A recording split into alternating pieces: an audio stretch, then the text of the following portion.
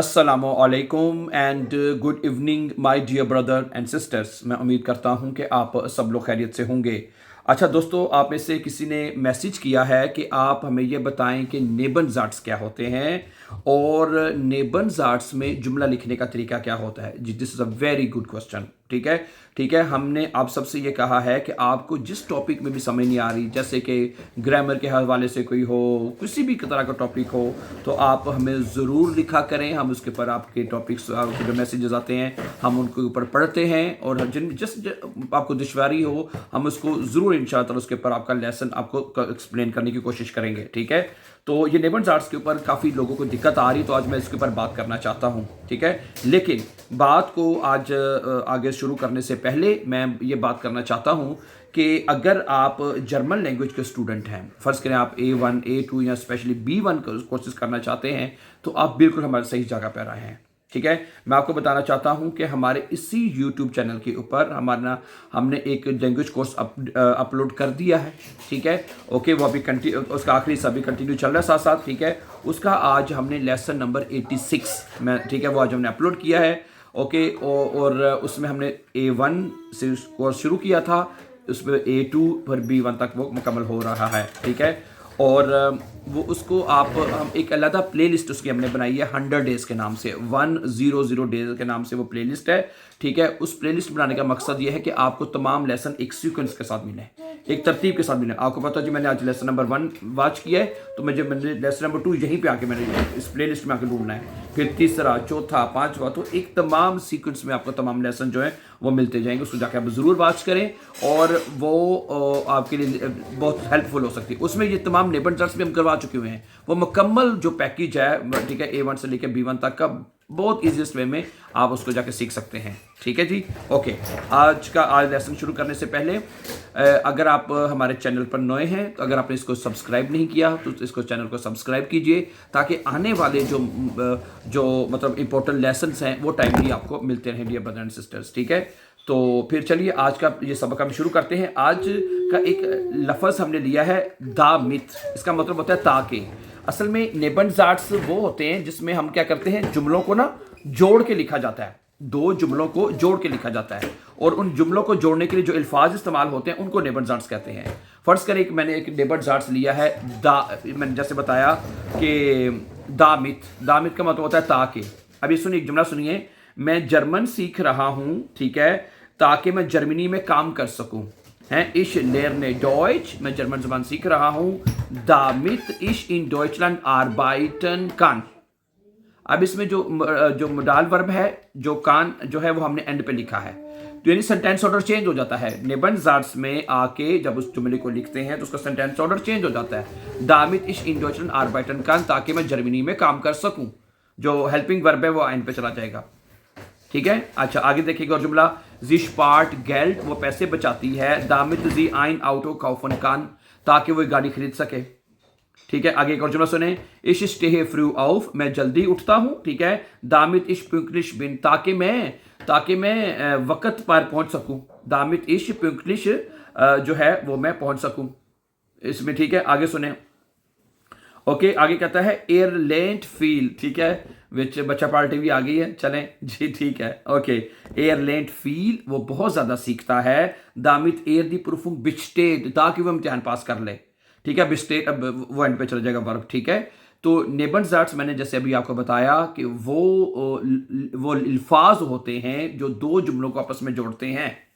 ठीक है, अब इसमें देखें, एयरलेंट फील, वो बहुत ज्यादा सीखता है। ठीक है, फिर दामित, ताकि एयर दी प्रूफुंग बिस्टेट, ताकि वो इम्तिहान पास कर ले।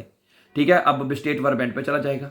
ठीक है, अगर आपका नेबनज़ाट्स में जुमला है तो वो उसके बाद उसका में वर्ब है या हेल्पिंग वर्ब है तो वो एंड पे चला जाएगा।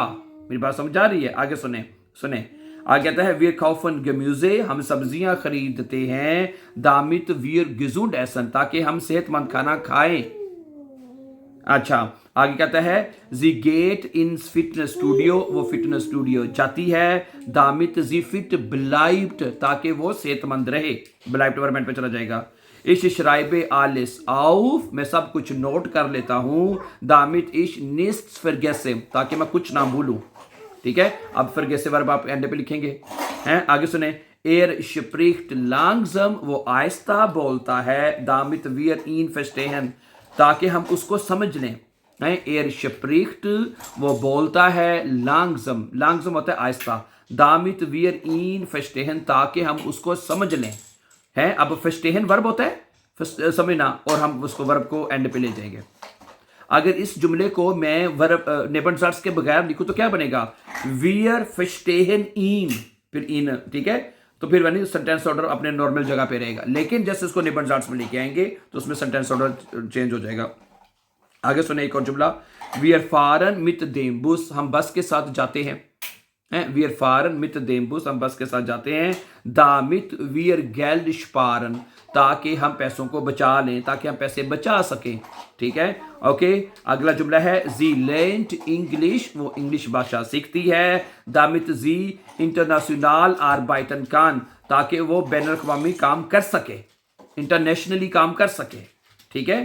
तो ये है damit के साथ जुमले, ठीक है। तो बेसिकली मैं आपको यहाँ पे ये बताना चाहता हूँ कि आप ने जुमलों को कैसे नेबनजार्ट्स में लिखा जाता है। तो नेबनजार्ट्स बेसिकली मैं दोबारा बता दूं, वो तरीका है जिसमें दो जुमलों को, कोई से ज़्यादा से दो जुमलों को आपस में कनेक्ट करके जोड़ के लिखा जाता है, सही है। और जब उसको आपने देखा होगा कि जब पहले जुमले को लिखा जाता है उसके बाद कॉमा आप लगाते हैं और दूसरे जुमले को आप मतलब कि फुल स्टॉप पे ख़त्म कर देते हैं और सेंटेंस ऑर्डर चेंज होता है, ठीक है। मोस्टली मैं, लेकिन इस बात को फिर मैं दोबारा उसी बात के ऊपर वापस मेरा आना ज़रूरी समझता हूँ, क्योंकि उसकी वजह यह है कि हमने ये तमाम चीज़ें, ठीक है, सेंटेंस ऑर्डर कैसे बनता है, ठीक है, ये सारे नेबनजार्ट्स हम मुकम्मल करवा चुके हैं। आपको पता ही है, जैसे वाइल है, दस है, दामित है, ओब है, देन है, वेन है, वन है, ये सारी चीज़ें हम करवा चुके हैं। बेसिकली आपको ये पता होना चाहिए।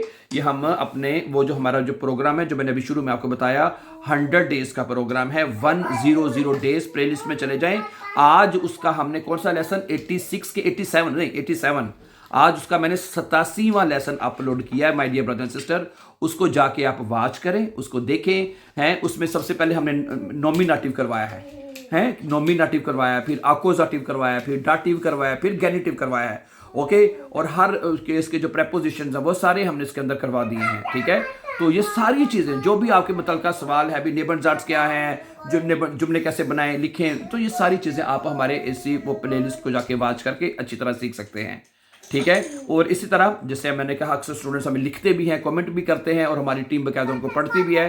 तो फिर भी जब वो आप 100 डेज़ का प्रोग्राम आप वॉच कर रहे हो, किसी चीज़ की नहीं भी समझ आती जैसे, ठीक है, तो आप उसका क्वेश्चन लिखें, जी आज हमने लेसन नंबर ये वॉच किया, उसमें हमें इस चीज़ की समझ नहीं आ रही, ये आपने क्यों समझाया, कैसे समझाया, तो उसके ऊपर इंशाल्लाह हम ज़रूर आपको एक्सप्लेन करने की पूरी कोशिश करेंगे, ठीक है। चलें, बहुत शुक्रिया, अपना बहुत सा ख्याल रखिएगा।